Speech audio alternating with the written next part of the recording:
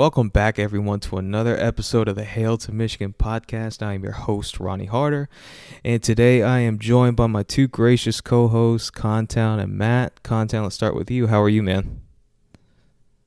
Doing good. Can start to feel football coming. Getting those August fall vibes here. Thunderstorm coming through the Midwest right now. So it feels like late summer. Feels like those last few weeks of calm before the metaphorical storm. Yeah, we've got what 30 days from today, and it's the first game of the year, right? September 3rd. Yeah, you got a little I don't know if it's 30 or 31 days, but who knows? Big Ten action primer in week zero. Northwestern Nebraska in Ireland Hmm. might have a In unit on Ireland. that game. Why is it in Ireland? Yeah, Who watches football in Ireland? I think Nebraska just wants to, Oh, take try and that get some L in a money, right? different time zone. Yeah, Yeah, who knows? too many people Oh watched them lose yeah, to Illinois last year. yeah, that's right. They don't want people to watch and lose to Northwestern. Is Northwestern going to be good this year? No, but No, that gotcha. doesn't But it's mean Nebraska, anything about right? who's going to win that So, game. Yeah. right, yeah, that's very true. Matt, how are you? Doing good. Football here is in full swing. We're like 4 weeks in. So, No, it's um, exciting. yeah, I've got a little bit of the regular cold that I get the first week of August, but we're going to make it through. So, Yeah, excited. when that sickness rolls around, when football time rolls around, that's how you know it's real. Oh, man. The first week of August, like for 8 years in a row, I would get sick every year and have it again this year. Yeah, almost every year of my life, I get a cold like the first week of football. It never fails to end. I don't understand why. I guess it's just the season's changing. Who knows? But it's worth it since football season's rolling around. That's what we're gonna dive into with the first day of fall camp today, and the quarterbacks on offense. And Contown, we're gonna start with you. What do you think the quarterback room or the quarterback depth chart will look like heading into the season and kind of throughout the season? So quarterback room always the focus of any team, right? And a little cliche in every town, certainly in Ann Arbor, is backup quarterback's the most popular guy in town. Um, I still expect Cade to start the season, um, but the Georgia game last year, JJ getting so many snaps in the second half, playing the majority of the second half, and obviously the hype he came in with as a five-star recruit and the natural ability we know he has. Most people think it's a matter of time before he takes that job. I was kind of hopeful that he'd be have the type of spring to set him up to do so in fall camp, but I think the shoulder injury held him back a little bit, and I think Cade will hold on to that job probably through fall camp. But then the watch is on for when the switch could happen. Can Cade hold on to it for an entire another season here? My bet would be no, but that's I'm sure Cade has had people bet against him for most of his career, and he did win a championship last year, so we'll see, right? I think it's going to come down to JJ's health because we know he's got more natural ability, more running ability. Yeah. He can make the offense more dynamic if he plays to his full ability, but we'll see. There's a reason he's not been the starter yet, so. Cade will start the year, I think, with JJ's number two. Gets weird after that. We can go beyond the two deep for quarterbacks if we choose, but my guess is Cade is still your game one starter. Yeah, kind of disappointing we don't get no Davis Warren content out of you, Contown, but it's cool. It's I fine. said I'm open to it. I'm ready to have that conversation. I'm Do trying to we talk that uh Davis Warren talk. do we think JJ would have taken the job right out of fall camp if he was healthy in the spring? I do. That was what was going to be one of my first points was, I really think if he would have been healthy all spring, that we'd be having a whole different conversation right now. That really set him back, and it, you know, Cade, I'm halfway through the rewatch of last year, so I guess this will be my third time through. every game. But yes, the first half of the season, Cade was very up and down. And I just he's still got room for improvement. So we'll see if he improves himself. I'd expect him to hold on to the job the whole year if he's improved. But if it's the same Cade, I think it's just a matter of when, not if. And JJ just brings so many more dimension, another dimension to both the pass game and the run game. Although if he is the starter, I don't think they'll run him as much as they have. But if he was healthy, that the spring just really changed things for me. It was kind of, after that Georgia game, I was like, okay, JJ's the future. Yeah. And we knew that before the season, but after that Georgia game, it was kind of clear. Yeah, it felt like it had kind of, even though the game was already in hand at that point, it was kind of like, okay, we're moving to this younger guy here, and then the injury really was a big setback. So we'll see what happens, but I'm anticipating Cade. Do you guys believe that he's 100% healthy right now? And there's reports out there that he's not even 100% yet, which is kind of concerning.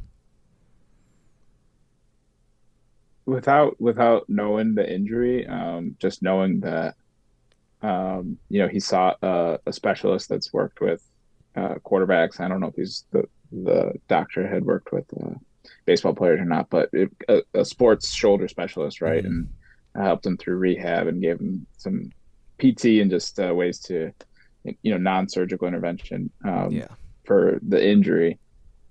I don't know if he'll ever be 100% until he has a surgery. If surgery was ever an option, even if it wasn't like the first or second choice, if it was an option at all, he might not ever be 100% until he has that surgery. So it's more just management. Yeah.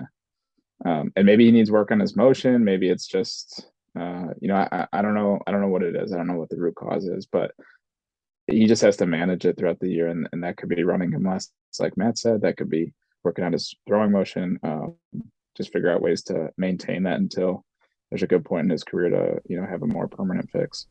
And I don't know if we'll ever know what the extent of the injury was. You know how Harbaugh is with injuries. Probably won't, privacy surrounding Michigan. He's been like that his whole tenure there, so we'll probably never know.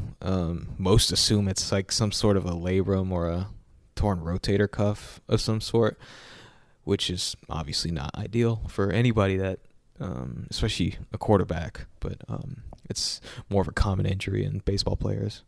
So I don't know. We'll see how that goes throughout the season. Obviously, that Cade's going to be the starter to start the year, but if he's going to start out the year similar to what he did last year, I mean, we saw what he didn't do against Washington and Rutgers. He was great the first half, and the second half he really struggled. And Wisconsin, he had some throws here and there, but overall, it's just not what you want to see out of a Big Ten championship quarterback, and what you want to see from a quarterback that's going to take you all the way, like Michigan is striving to do.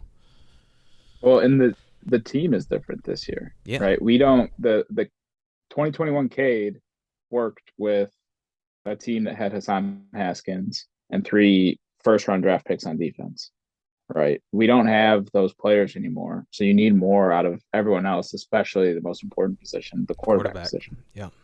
All right. So the 2021 Cade, if everyone else performs as we expect them to this year, won't be sufficient to win another Big Ten championship, especially when you have to go to Columbus. Right. Yeah. So either Cade has to improve, or you need someone that's going to be more dynamic, has a higher ceiling. And I think it's important to remember, where Matt Weiss, who's now, officially the offensive coordinator. I know he's co-OC with Sharon, but we think Matt Weiss will be more of the play architect. Yeah. He comes from the Ravens. He comes from under Greg Roman. A lot of that offense is predicated on quarterback run, right? Greg Roman is coaching Lamar Jackson. Previously had Kaepernick in San Francisco with Jim. Like, they want to be able to run the quarterback. They want, they're going to be the base counter team. They want to be able to run option off counter. They want to be able to run bash. Like, JJ has the skill set that comes from or fits what the coaching tree, the schematic tree that Matt Weiss comes from. So I think it's really just a matter of how close can JJ get to Cade as a passer, and how healthy can he stay throughout the season. If once he gets close enough to Cade in a passing sense, it's over. Yeah, I think the point of needing more this year, just with the team being different, is just spot on. I mean, it's just going to have to be. It's going to have to be higher. I mean, 2,500 yards passing is not going to do it this year. No. The receivers are too good. The tight ends are too good. I mean, they should be breaking many of Michigan's passing records this year. Absolutely. It's an offense that has like playmakers similar to, in terms of depth, like just what we see with teams like Alabama and Clemson in years past, like just weapons everywhere, and they're able to put up 40 points per game and just throw the ball all over the field. That's the type of offense that they have this year. Yeah, and I'm very much in favor of running the ball, and we've got good backs too. I mean, I'm very much in favor of like the style that we used last year, but it's still the passing. You can have that style and that preferred method of football and still be better in the passing game than they were. I think a lot of plays were left out there. Mm-hmm.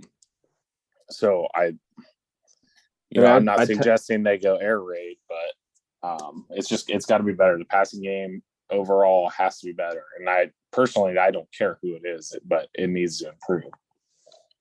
I texted you guys a few days ago.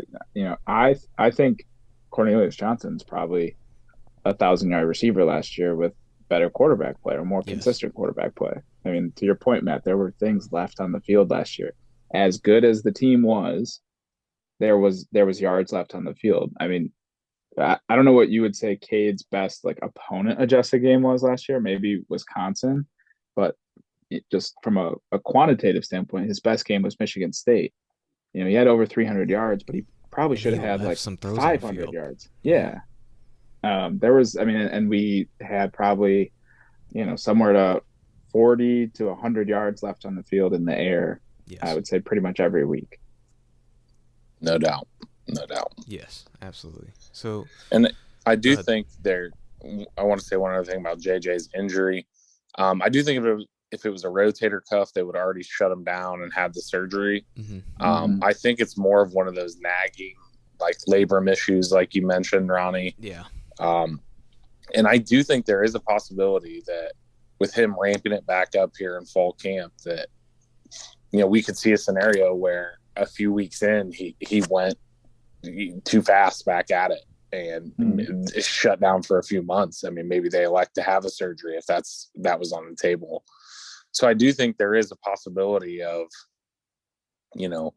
potential re-aggravation. And at that point, I do think it's important to mention, I would think the backup at that point would be Alan Bowman.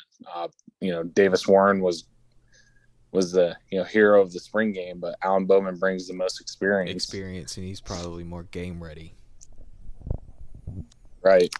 I mean, I'm not set on that, but I do think those guys are important. I think the freshman quarterbacks are, both definite red shirts, and we'll talk about them in a few years. That we'll if see. We talk about them in a few years. Right. Yeah. We just asked JJ to take it easy on some of these hits that he takes, because some of those hits he took last year aren't going to cut it in the future as a starting quarterback. Luckily, he wasn't the starter last year, but he was still a key contributor. Similar to the hit that he took against Quay Walker in the Orange Bowl last year, like that kind of stuff can't happen again, because he almost disintegrated when that happened. So, especially coming off an injury from this past offseason, I think we're going to need to see him take it a little bit easier running wise. Yeah, I was surprised when he got up from that hit as quickly as he did. Absolutely. He's a hockey player though. The toughness is good. There, good Midwestern hockey playing boy. You don't want your star quarterback to take those kind of hits once he takes that job. So that does it for this episode of the Hail to Michigan podcast. Tune in next week or the week after. Not really sure yet, depending on our work schedules. In the meantime, check out this episode on YouTube, Apple, Spotify, wherever you get your podcast from. And Matt, Contown, you guys have a great rest of the week. Everybody else have a great rest of the week, and we'll see you next time. Go Blue.